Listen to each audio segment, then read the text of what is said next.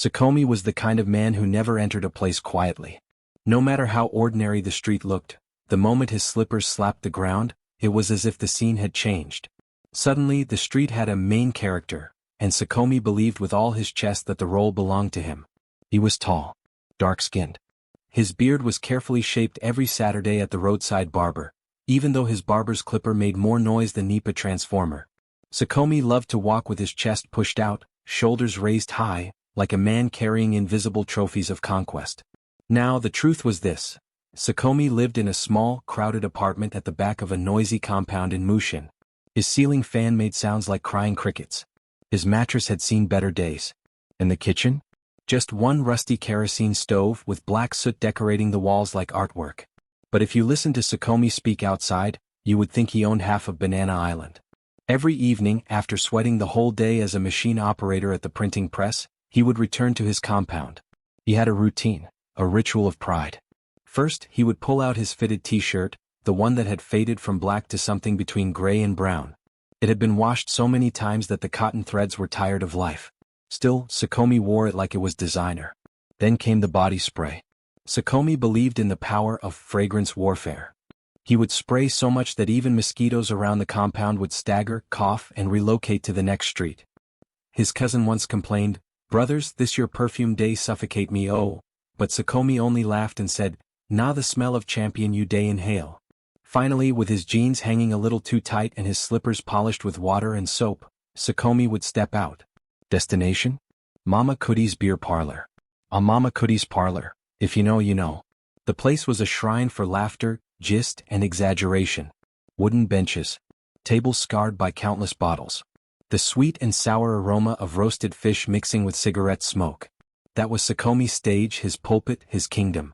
He never just walked in. No. Sukomi always arrived. He would stroll in slowly, survey the place like a senator inspecting his territory, then pick the biggest chair and sit with legs crossed. One hand resting on his knee, the other waving at imaginary fans. And then the sermon would begin. "See my boys," he would announce, his voice carrying across the parlor. He slapped his chest with pride. "I know they fear HIV. Nah small Pekin day panic for that one. Me I be Baba for the girls. If woman waka pass here today I go chop clean mouth, nothing go happen." The boys roared. Some clapped till their palms turned red. Others bent over, laughing until tears rolled down their faces. A few shook their heads, whispering, "This Sukomi go see Wala one day." But whether you laughed, clapped, or shook your head, one thing was certain. Everybody listened. Because Sukomi had a gift. His boldness was like palm wine, it intoxicated. His recklessness was dangerous, yes. But it made his words sound like prophecy. And he lived up to the name the streets had given him, Baba for the girls. No week passed without him changing girlfriends. Nursing students who thought they were in love. Single mothers who swore he was different from other men. Choir mistresses who claimed they were just counseling him in church. Even married women, sneaking out during market days, found themselves entangled in Sukomi's web. If you dared to ask him how he did it, Sukomi would flash his mischievous grin, the kind that revealed his gap tooth, and lean closer like he was about to reveal the secret of the universe. "Packaging my brother," he'd say. "Women no day hard. Not confidence dem day respect. If you show them say you sure of yourself, dem go follow you, like goat day follow yam peelings." And he would laugh, toss his head back and sip his cheap beer like it was champagne. That was Sukomi. A man who believed swagger was armor. A man who mistook boldness for wisdom. A man who thought the world was his playground and women just trophies waiting to be collected. Every champion, real or fake, needs a witness. For Sukomi, that witness was his closest friend, Babs. Babs was the calm one, the kind of man who observed more than he spoke. Whenever Sukomi's voice thundered through Mama Cootie's beer parlor, Babs would sit back, sip his small stout slowly and shake his head. Not because he didn't enjoy the drama, but because he had seen men like Sukomi before. Men who thought life was a game of endless conquest. Men who mistook laughter for victory. So once in a while Babs would lean forward, his voice low, almost fatherly. "Sukomi, calm down," he'd say. "This your waka waka no go end well. One day you go jam your size. All this your gra fit land you where you no expect." But Sukomi? He was allergic to caution. He would throw his head back and laugh, his chest heaving until tears streamed down his face. "Trouble day fear me?" Sukomi shouted, slapping his thigh. Trouble na my junior brother. My blood get immunity past Coca-Cola. If sickness see me na sickness go run hide. The whole beer parlor erupted again. Some nearly fell off their benches from laughing. A drunk man at the corner even raised his bottle and shouted, "Na Sakomi be our president." And so his pride grew. But behind all the noise, behind the swagger and the perfume, Sakomi's life was far from perfect. At home, his younger cousin, an innocent boy who had come from the village to learn trade, was the one who truly suffered. Every night, the compound echoed with footsteps, giggles and whispers. Sometimes arguments too. Women came and went like traffic on Third Mainland Bridge. The boy often complained, "Brother Sakomi, a beg allow me sleep. I get school tomorrow." But Sakomi would wave him off. "Sleep? Who sleep ep? My guy, na enjoyment day keep man young." And when the house finally grew quiet, the cousin would sometimes wake at midnight to see a strange sight. Sakomi standing half naked in front of the cracked mirror. His boxer shorts tight, his body glistening from a fresh bath, and in his hand, the almighty perfume. He would spray and spray, turning this way and that, striking poses like a general preparing for war. To Sakomi, the world outside was his battlefield. And women? His trophies. He believed nothing could touch him. Not sickness. Not bad luck. Not even God's warning. "Even if I sleep with all the women for Lagos," he boasted one night, pacing around like a pastor on crusade ground, "I still go day stand. Me and enjoyment get covenant. Na agreement way no fit break." The cousin sighed. Babs shook his head. Even Mama Kuti sometimes muttered, "This boy no go hear word." But Sakomi? He only saw himself as a champion. A lion that could never fall. A man untouchable. The problem with pride is simple. Once people start clapping for you, you no longer know when to stop performing. For Sakomi, every new conquest was no longer about love, pleasure, or even desire. It was about the title, Baba for the girls. The more his name spread, the more he wanted to prove that he deserved it. If anyone challenged him, it was as if they had lit a match inside his chest. He rose immediately, eager to show power. One night at Mama Kuti's, after bottles had emptied and the air was thick with smoke and sweat, one of the boys leaned over and teased, "Baba, you day form too much. You know fit get that holy medical student for down the street. The girl day carry Bible like handbag. Not only Jesus fit toast am." The whole table laughed, clapping and pointing fingers. For a second, silence fell on Sakomi. His eyes narrowed, his lips twitched into a dangerous smirk. He leaned back, wiped his beard and then dropped the bomb. "Bet taken. 2 weeks." The crowd gasped. The boy who had dared him shouted, "Ah, 2 weeks coup." But Sakomi simply lifted his drink and swallowed, as though he had already won. And true to his boast, 2 weeks later, the medical student, once known for her long skirts and sharp Bible verses, was spotted at a corner shop with Sakomi, giggling like a schoolgirl. Her laughter rang like bells, her eyes shining as if she had just discovered a new world. When the boys saw them together, they nearly collapsed. Some whistled. Some clapped. And Sakomi? He walked past them like a general returning from battle. That night, the beer parlor nearly exploded with noise. Sakomi stretched his legs on the wooden bench, chest out, beard shining, his voice thundering like a king's decree. "You see em? Not confidence day rule this life. If you no get boldness, forget em. Women day smell fear. But if you stand like lion, dem go bow." The boys cheered, banging bottles on the table. But even as the laughter filled the night, whispers began to creep around like shadows. This boy day play with fire. Na grenade he day carry. One day he go blow." Mama Kuti herself, the woman who had watched Sakomi rise from a simple printing press worker to a street legend, muttered under her breath, "Dis cane man no day end well. One day na him shadow go pursue am." And Babs, the only friend bold enough to still speak sense, cornered him later that evening. "Komi, you know day fear? See how you day move from one woman to another like market day? You know day think of tomorrow?" Sakomi only laughed, brushing him off like dust on his sleeve. "Tomorrow day fear me? I beg Babs no spoil my mood.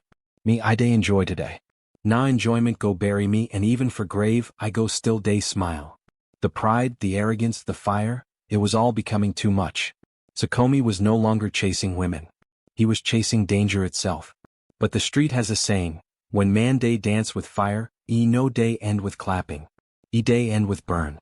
At first it was small things. Things he could laugh off. Sakomi began to complain of tiredness. Not the ordinary tiredness after work, but the kind that made his shoulders sag, the kind that bent his back while walking. Yet, in true Sukomi fashion, he turned it into a joke. "Nah enjoyment hangover," he declared one evening at Mama Cootie's. "If you see wetin I chop last night, you go understand. My body day weak because he still day recover from victory." The boys roared with laughter. Bottles clinked. Even Sukomi laughed so hard tears touched his eyes. But when the noise died down, Babs noticed something. His friend's laughter no longer carried the same weight. It was thinner, almost forced. And when Sukomi thought no one was watching, he rubbed his chest like a man trying to massage away fire. At work, his colleagues noticed too. He scratched his arms until his skin was raw, lines of red burning across his flesh. When the supervisor frowned at him, Sukomi threw his head back and laughed. "No be bed buggo. Na love bug day bite me. You no go understand." Some chuckled politely. Others shook their heads. The joke was loud, but the silence that followed was louder. Then came the urine. Dark. Strange. At first he panicked, but by the time he got to Bab's house that night, he had already polished a fresh lie. "Guy!" Sukomi shouted, unzipping to prove his madness. "See as I day piss coke. My body unique. Who else for this street fit turn toilet to bar counter? Nah only me." Babs didn't smile. He watched with heavy eyes, his lips pressed tight. When Sukomi was done performing, he leaned in close, his voice low, serious. "My guy, listen well, the body no day lie. Go hospital. No wait. Don't joke with this thing." But Sukomi only waved it away, brushing the words like smoke. Pride held him hostage. Weakness was an enemy he refused to acknowledge. And then one evening Mama Cootie, who rarely put her mouth in his business, snapped. The beer parlor was half full, the air buzzing with gossip and smoke, when she suddenly slammed a tray on the counter. The bottles rattled and everyone turned. Hands planted on her wide hips, her wrapper knotted tightly, she pointed at Sukomi like a mother scolding a stubborn child. "Sukomi, hear me today. One day you go carry walla come here way beer no fit solve. You think say woman body na free meat pie? Continue. But when sickness catch you, na the same mouth way you day use boast, you go use beg ordinary water." The words cut through the parlor like a whip. The laughter died instantly. Chairs creaked as people shifted uncomfortably. The boys lowered their eyes. But Sukomi? He leaned back, wiped the foam from his lips and raised his glass high. "Mama Cootie, relax. Na enjoyment day keep man alive. If enjoyment kill me, na better death." Some chuckled nervously. Others said nothing. For the first time since his rise as Baba for the girls, Sukomi's laughter didn't echo. It hung in the air, lonely, brittle, like glass waiting to shatter. Then came Fair. She wasn't like the others. No noise followed her footsteps, yet every head turned when she passed. Her skin glowed like polished mahogany under the Lagos sun, her perfume floated through the air like a spell, and her smile, when she chose to give it, could silence an entire street. Men wanted her. But men feared her. At Mama Cootie's parlor, her name was whispered like a warning. "Careful, that girl na hot cake. Hot cake way day burn fingers. Plenty don try, plenty don crash." Some claimed she had rich boyfriends who never forgave betrayal. Others said she carried herself with too much dignity for street boys. Whatever the truth, one thing was sure. Fair wasn't just a woman, she was a fortress. But to Sukomi? A fortress was only a challenge. The night she first walked into Mama Cootie's parlor, the place shifted. Conversations dropped. Even the clink of bottles seemed to pause. Sukomi's eyes followed her from the door to her seat. His chest rose, his chin tilted. A slow grin spread across his face. "This one," he whispered loud enough for his boys to hear. "This one I go carry tonight. Watch me." They gasped, then laughed nervously. "Baba leave Mo? Na fire be that." But Sukomi only licked his lips and leaned back, the predator ready to pounce. He didn't rush. No, he played the long game that night. Every joke louder, every gesture grander, his voice booming above the crowd. Slowly, Fair's head turned his way. Her smile flickered, then widened. By midnight, against all odds, she was laughing at his jokes like they shared secrets only the two of them understood. Her hand brushed his arm once, then again. Her perfume wrapped around him like a chain, and he felt 10 feet tall. When she rose to leave, Sukomi was already on his feet. He walked beside her, chest puffed, legs steady as if the ground itself carried his glory. At the door he turned slightly, winking at his boys. The message was clear. Baba for the girls had struck again. The streets erupted the next day. News traveled faster than motorbikes. Sukomi don carry Fair. No be lie. Fair? The same Fair? Boys slapped his back. Girls looked at him differently. Men shook their heads in disbelief. He had conquered the unconquerable. And for Sukomi this was not just another victory. This was the crown jewel of his empire, the proof that no woman was beyond his reach. What he didn't know, what no one could have told him, was that this jewel came with thorns sharp enough to pierce his very soul. But after Fair came the cracks. It started small. A yawn here, a heavy sigh there. He brushed it off as late nights, too much beer, too much enjoyment. But the tiredness didn't leave, it grew. Some mornings he could barely lift his arms to dress for work. Then came the itching. His skin felt like ants were marching day and night. He scratched himself raw, leaving little marks all over his arms. At the printing press his boss shouted, "Sukomi, what in day bite you?" And Sukomi with his usual swagger laughed. "No be bed bug, nah love bug." The workers forced a laugh. But even they noticed his eyes changing, slowly, a yellow tint creeping in like candle wax melting over his pupils. Soon his belly began to swell. His jeans no longer fit and he blamed good food. But Lagos streets are sharp. Whispers moved faster than he could joke. The women stopped answering his calls. The phone that once rang at midnight with endless giggles now lay silent on his bed. The loud champion of Mama Kuti's parlor began to walk in alone, sit quietly and leave early. The boys stared at him with unease. Baba for the girls was fading. Finally Babs had enough. One hot afternoon he grabbed Sukomi by the arm. "Guy, this one no be joke again. You day rot before my eyes. Today we day go hospital." Sukomi resisted. He laughed, waved, tried to joke, but his voice cracked. His legs shook. Babs half dragged him through the gates of the general hospital. Inside, the smell of antiseptic filled the air. White walls. Nurses moving with calm efficiency. Sukomi tried to keep up his mask. As the nurse prepared to draw blood, he smirked. "I beg no collect all my blood, oh, I still need am for night duty." His voice rang out, expecting laughter. But the room stayed silent. The nurse's eyes did not even flicker. The sound of the needle piercing his skin swallowed his joke. Hours later the doctor returned. A tall man with glasses that seemed too heavy for his tired face. He carried a file and his steps were slow. Babs held his breath.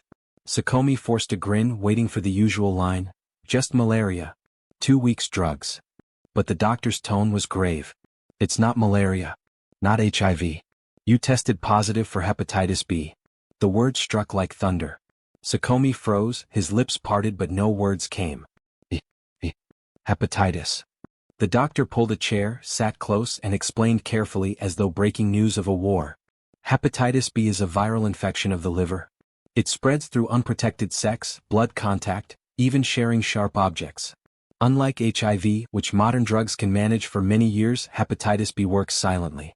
By the time you notice symptoms, yellow eyes, dark urine, swollen stomach, it means the liver is already suffering serious damage. Babs shifted uneasily. The doctor's voice pressed on. "If the liver fails completely, the only cure is a transplant. And that procedure is extremely expensive. Even abroad, only the lucky few can afford it." The hospital walls seemed to close in. For the first time in years, Sukomi felt his swagger collapse. His mind raced. Transplant? Abroad? Expensive? His chest felt hollow. The titles he once wore like a crown, Baba for the girls, champion, untouchable, now sounded like curses echoing in his skull. The doctor's final words cut through like a knife. "Mr. Sukomi, you are very sick. If you want a chance to live, you must change everything, your lifestyle, your choices, even the way you see yourself. The time for jokes is over." And in that sterile hospital room, with Babs staring at him, Sukomi could not find a single word to say. For the first time, the champion of the streets was speechless. Pride is a stubborn disease. Sometimes it kills faster than the sickness. Days after the diagnosis, Sukomi didn't hide. He dragged himself back to Mama Kuti's parlor, face thinner, steps slower, but ego still roaring. He slammed the table. "Mama Kuti, bring stout." Chair scraped. Eyes shifted. The whisper of his results had already traveled. Before he could lift the bottle, Babs snatched it. "Are you mad? You want kill yourself?" Sukomi's fingers trembled as he grabbed it back. His voice tried to be thunder, came out as gravel. "If I go die, I die as man way chop life. No be coward way day sip malt. Beer carry me reach here, beer go escort me reach the end." He gulped. Fire slid down. Minutes later, his stomach revolted.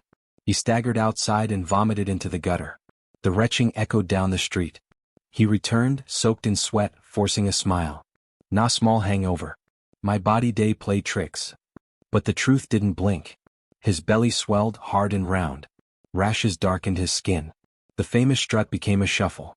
The women vanished, numbers blocked, greetings ignored. Laughter turned to whispers. Baba for the girls, Don turned Baba for the sick. Desperate, he called Fair. His voice was a threat. "Fair, I beg. I need you. Just come sit with me, small." Silence. Then her voice, ice steel. "Sukomi, I beg, no disturb me. Everybody day protect themselves. Now you know use sets. You day brag say nothing fit touch you. Now you don see." The line died. Her words cut deeper than the diagnosis, deeper than any needle. For the first time the crown felt like iron pressing into his skull. Still he wouldn't bow. It was a Friday night. The night when Mama Cootie's parlor usually overflowed with laughter, music and the clinking of bottles. But that night the air carried a strange tension. The door creaked open and Sukomi appeared. He was dressed in his best shirt, the same shirt that once clung proudly to his broad chest. Now it dangled from his shoulders like cloth borrowed from another man. His trousers, too, sagged awkwardly, barely held up by his bony waist. Yet he walked in with the same old swagger. Or at least he tried. His swollen belly pushed against the thin fabric, straining the buttons until it looked ready to burst. His eyes, once sharp and mischievous, now glowed a sickly yellow. Sweat poured down his face though the night air was cool. The room went quiet. Glasses froze halfway to lips. Laughter choked midair. Even the jukebox seemed to hush itself. All eyes fixed on him. But Sukomi, ever the performer, forced a grin. He raised his hands like a champion entering the ring. "Una think say Baba for the girls don fall? I still day. Watch me." The words trembled, weak, but his pride pushed him forward. He stumbled toward the center, snapped his fingers to the beat and swayed his body. He tried to dance, he tried. But the rhythm betrayed him. His legs wobbled like weak bamboo. His knees buckled. His swollen belly jerked awkwardly, bouncing against the thin fabric of his shirt. Gasps filled the room. Still he laughed, desperate to prove himself. "CM? I still day groove." But the words drowned as his chest heaved. His breath came short. His hands shook violently. And then, like a tree whose roots had finally given way, Sukomi collapsed. The music screeched to a stop. The parlor froze. Babs was the first to move, diving forward. He lifted Sukomi's head, shaking him furiously. "Sukomi? Sukomi. Wake up. No do me this thing, I beg." But Sukomi's eyes rolled back, showing only pale whites. Foam bubbled faintly at his lips. His body convulsed once, then went limp. The silence was suffocating. Even the ceiling fan seemed to stop turning. Mama Cootie, arms crossed, stepped forward. Her voice carried sorrow, anger, and the weight of truth long spoken. "Didn't I warn you? One day beer no go solve your matter. But stubborn ear day follow coffin enter grave." Her words hung heavy in the air. Some nodded in agreement. Others turned their faces away in pity. And for the first time the name Baba for the girls sounded less like a crown and more like an obituary. The news spread faster than any gossip about a new woman. "Baba for the girls is in the hospital." At first people refused to believe it. Impossible. Sukomi? That one-way day strong like palm wine. But the truth confirmed itself. Neighbors saw the ambulance, saw his shrunken frame carried inside. By evening the whole community buzzed. Mothers seized the story like firewood for their warnings. "You see Sukomi? That is what comes from stubbornness. You play with women like toy, you end up like him. Be wise, my daughter." Daughters listened, shivering, the name Baba for the girls, now sounding more like a curse than a crown. Among the boys, whispers spread in hushed voices. "Na punishment catch am. They say na liver don spoil. I hear say his urine day black like tar."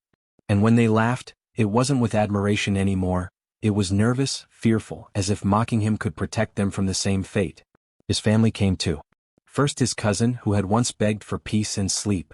He only stood at the door, staring at Sukomi's body stretched on the hospital bed. No words. Just silence. Then he turned and left, never to share a room with him again. Then came his mother. She knelt beside the bed, tears soaking the sheets as her voice cracked through the quiet ward. "Sukomi, my son, see his enjoyment reduce you to skeleton. Is this the same boy I carried in my arms? You know hear my prayers, you know hear my warnings. Now see me crying when I should be rejoicing in your success." Her cries echoed, drawing pity from the nurses. But Sukomi? He only groaned, unable to meet her eyes. At the printing press, his absence was barely noticed. The machine still roared. The paper still rolled out. A younger apprentice had already taken his place. Life did not pause for Sukomi's sickness. And the streets, the streets. The same corners where he once strutted proudly, where girls once giggled at his approach, now moved on. New men claimed the spotlight. New stories replaced his. His name lived only as a cautionary tale whispered in parlor corners, spoken by mothers to stubborn children. And in the hospital bed he remained. Not dead, yet not alive either. A shadow of the man who once made beer parlors roar with laughter. His skin yellow, his eyes hollow, his belly swollen, his pride broken. The body that once danced, fought, and conquered now lay still, listening to the beeping of hospital machines as if they were funeral drums. Sukomi, Baba for the girls, had become the bitter lesson everyone repeated, but no one envied. So, my people, this is the story of Sukomi. The man who believed he was untouchable. The man who wore pride like a crown. The man once hailed far and wide as Baba for the girls. But life is a patient teacher. It stripped him bare. His pride turned to shame. His swagger to weakness. His name, once shouted with laughter, now whispered only as a warning. Because enjoyment without wisdom is a trap. Because no man is truly untouchable. And because pride, no matter how loud, no matter how decorated, will always come back to collect its debt. Remember Sukomi. Not as a hero. Not as a champion. But as a shadow that teaches us, life does not spare the careless.